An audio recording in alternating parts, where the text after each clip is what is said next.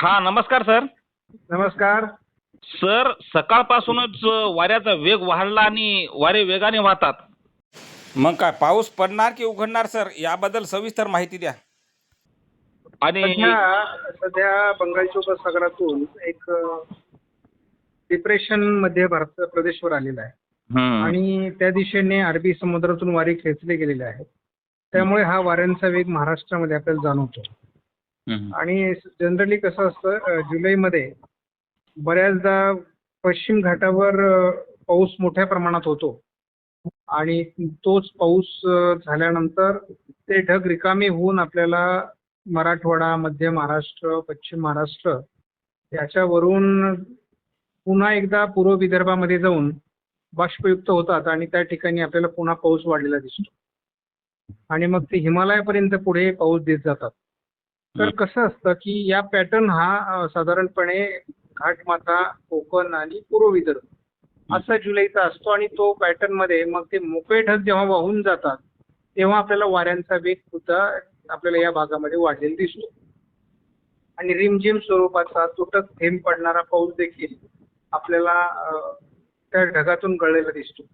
तर साधारणपणे हे वातावरण आता तयार झालेलं आहे. आपल्याला माहिती आहे की गेल्या म्हणजे पहिल्या आठवड्यामध्ये जुलैच्या रेकॉर्ड ब्रेक अशा प्रकारचा पाऊस घाटमाथ्यावर झालेला आहे. गेल्या 48 तासात 1500 मिलीमीटर पाऊस हे रेकॉर्ड आपल्याला लोणावळ्यासारख्या ठिकाणी बघायला मिळालं. तर त्यामुळे त्या ठिकाणचं वाताहतही मोठ्या प्रमाणात झाली. आपण आता आळंदीच्या दिंडीची उद्या सुरुवात होणार आहे.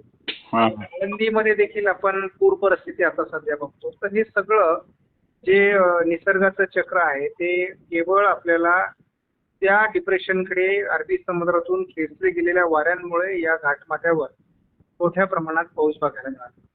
आता हे वातावरण कमजोर झालेलं आहे आणि ते काही थोड्याफार प्रमाणात अहिल्यानगर पश्चिम म्हणजे अकोले तालुका आणि थोडा नाशिकचे काही तालुके आणि थोडं छत्रपती संभाजीनगरचा, मग वैजापूरचा वगैरे पाठीमागचा जो पश्चिमी भाग आहे या ठिकाणी थोडा त्याचा आज परिणाम जाणवेल आणि नंतर हे मध्य प्रदेश, गुजरातकडे निघून जाणार. त्याच्यामुळे आपल्याला आता पावसाचं प्रमाण घाटमाथ्यावरचं देखील आजपासून कमी होईल दुपारनंतर. मात्र याचा दुसरा एक परिणाम असा आहे की 10 तारखेपर्यंत स्थानिक वातावरण आपल्याला मराठवाडा, पश्चिम महाराष्ट्राच्या जिल्ह्यांमध्ये, मध्य महाराष्ट्रामध्ये तुरळक ठिकाणी काही ठिकाणी पावसाचं वातावरण तयार होऊ शकतं स्थानिक स्वरूपामध्ये आणि थोडं पूर्व विदर्भामध्ये पावसाळी वातावरण राहू शकतं. परंतु जो खूप मोठ्या पावसाचा प्रभाव होता तो मात्र आता बऱ्यापैकी कमी झालेला आहे.